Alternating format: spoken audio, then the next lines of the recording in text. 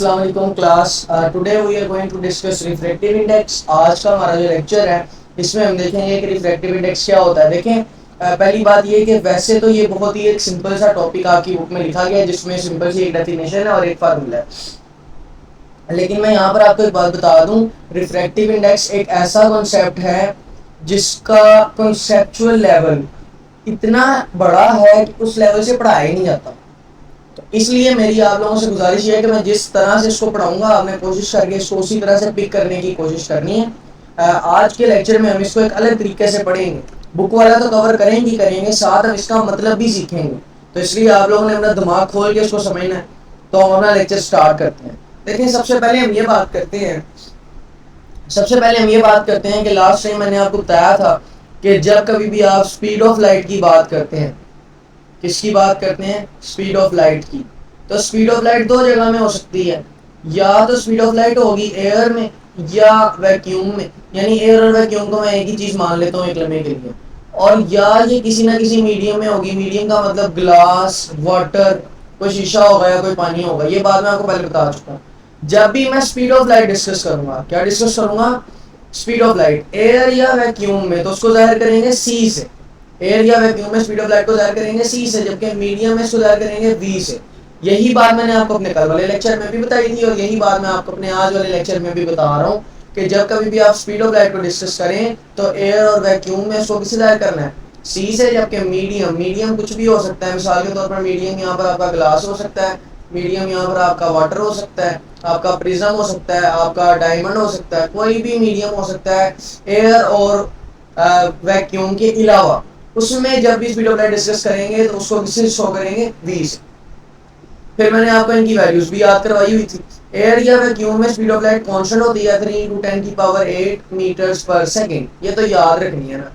जबकि मीडियम में अगर हम ग्लास की बात करें तो ग्लास में हमने पढ़ा था स्पीड ऑफ लाइट होती है 2 × 10⁸ मीटर्स पर सेकेंड। और अगर वाटर की बात करें तो वाटर में होती है 2.3 × 10⁸ मीटर्स पर सेकेंड। चलें, ये कुछ एक्स्ट्रा इंफॉर्मेशन आ गई रिफ्रैक्टिव इंडेक्स के बारे में, जिसमें हमने स्पीड ऑफ लाइट के बारे में सीखा।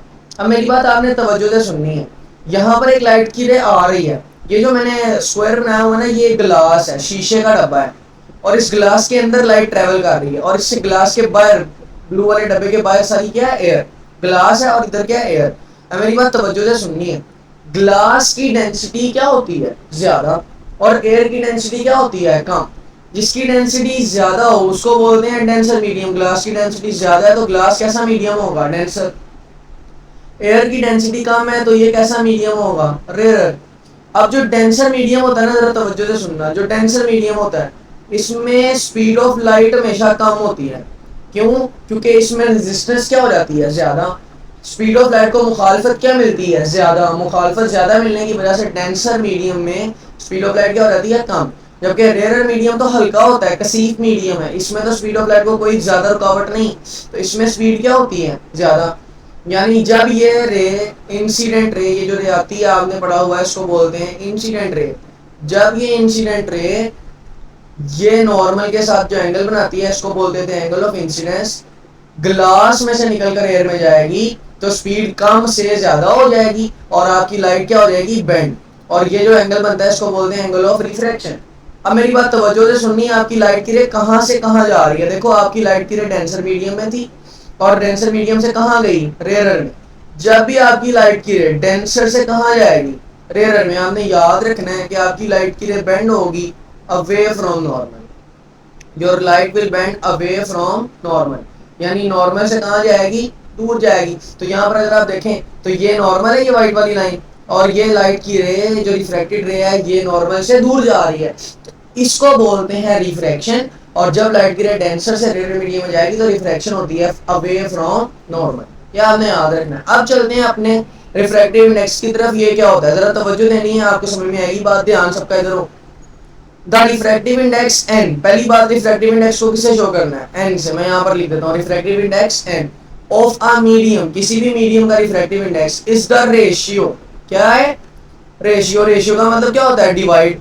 रेशियो का मतलब क्या होता है? Divide. Ratio of speed of light, किसकी रेशियो है? पहली बात स्पीड ऑफ लाइट की, किस में speed of light? Speed of light in air. और किससे लाइट करते हैं स्पीड ऑफ लाइट? एयर में। ये देखें यहाँ पर एयर में स्पीड ऑफ लाइट को मैंने बताया किससे लाइट करना है? सी से, ठीक है जी। To the speed of light in a medium, और वहां पर स्पीड ऑफ लाइट को किसे शो करना है? वी से। यानी रिफ्रैक्टिव इंडेक्स किसी मीडियम में स्पीड ऑफ लाइट और किसी एयर में स्पीड ऑफ लाइट की रेशियो को बोलते हैं। मतलब मैं ढूंढना चाह रहा हूं रिफ्रैक्टिव इंडेक्स, रिफ्रैक्टिव इंडेक्स। तो अभी हमने डेफिनेशन में पढ़ा कि रिफ्रैक्टिव इंडेक्स है रेशियो, रेशियो किसकी है? रेशियो है speed of light in air, air में स्पीड ऑफ लाइट, और रेशियो है उसकी यानी divided by speed of light in medium,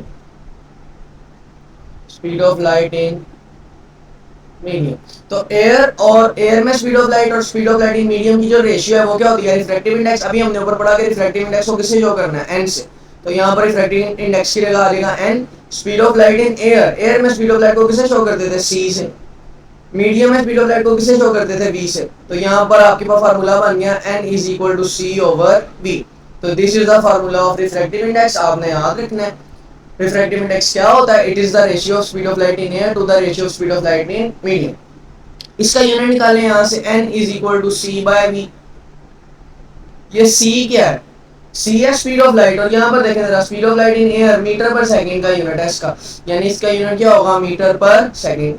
इसी तरह नीचे भी स्पीड है वेलोसिटी, इसका भी यूनिट क्या होगा? Metre per second. अगर आप यहाँ पर गौर करें तो ये मीटर पर सेकंड और ये मीटर पर सेकंड एक दूसरे से मर जाएंगे। आपके पास आंसर में क्या बचेगा?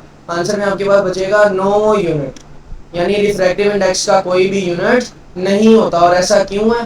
क्योंकि रिफ्रैक्टिव इंडेक्स रेशियो है, सेम चीजों की रेशियो का यूनिट नहीं होता। चलें, अब यहां तक तो आपको बात समझ आ गई होगी, लेकिन बच्चों को एक बात बहुत तंग करती है कि इसका मतलब क्या है।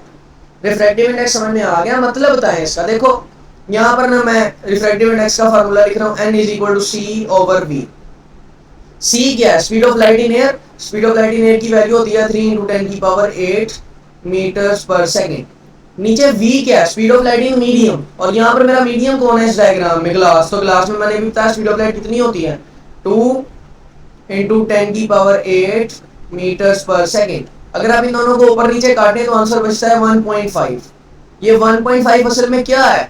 ये रिफ्रैक्टिव इंडेक्स है, लेकिन इस 1.5 का मतलब क्या है? ये 1.5 क्या बता रहा है आपको? ये तवज्जो से सुनिए बात। ये 1.5 बता रहा है कि लाइट जब ग्लास से एयर में जाएगी तो उसकी स्पीड में कितने गुना फर्क आएगा। तो कितने गुना फर्क आएगा? 1.5 गुना। तो पहली बात जो रिफ्रैक्टिव इंडेक्स बताता है कि how much speed of light will change. Speed of light कितनी चेंज होगी, पहली बात तो ये रिफ्रैक्टिव इंडेक्स ये बताता है कि स्पीड ऑफ लाइट कितने गुना चेंज होगी। जैसे यहाँ पर 1.5 आया तो इसका मतलब स्पीड ऑफ लाइट ग्लास से एयर में जाते हुए कितने गुना चेंज होगी? 1.5 गुना। इसके अलावा ये आपको ये भी बताता है हाउ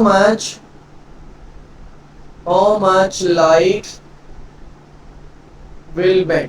लाइट कितनी बेंड होगी ये भी बताता है। अब ये 1.5 है तो लाइट इतनी बेंड हुई। अगर ये 2.5 होता तो हो सकता है यही लाइट इतनी बैंड हो जाती, ये ज्यादा बैंड है। हो सकता है ये 3.5 होता तो लाइट इतनी बैंड हो जाती। समझ आ रही है बात? यानी कहने का मतलब ये है कि ये आपको ये बताता है कि लाइट कितनी ज्यादा बैंड होगी, और ये भी बताता है कि स्पीड ऑफ लाइट में कितना फर्क आएगा। तो दिस वाज रिफ्रैक्टिव इंडेक्स। ये शॉर्ट क्वेश्चन आता है और ये आपसे बहुत सारे एमसीक्यू में भी पूछा जाता है। तो आपकी बुक में साइड के ऊपर एक बॉक्स बना होगा, उसमें बहुत सारे मीडियम्स का रिफ्रैक्टिव इंडेक्स लिखा होगा, जिसमें आपने स्पेशली एयर का रिफ्रैक्टिव इंडेक्स याद रखना है जो कि 1 होता है। बाकी ग्लास का वहाँ पे क्राउन ग्लास, फ्लिंट ग्लास वगैरह का रिफ्रैक्टिव इंडेक्स लिखा है। कोशिश करके उसको याद कर लें। अगर कुछ समझ नहीं आई तो आप कमेंट सेक्शन में पूछ सकते हैं, और अगर आप चाहते हैं कि मैं ऐसी वीडियोस बनाता रहूँ तो फिर आपको मेरे यूट्यूब चैनल को सपोर्ट करके काइंडली सब्सक्राइब भी करना होगा। आज के लिए अल्लाह हाफिज़।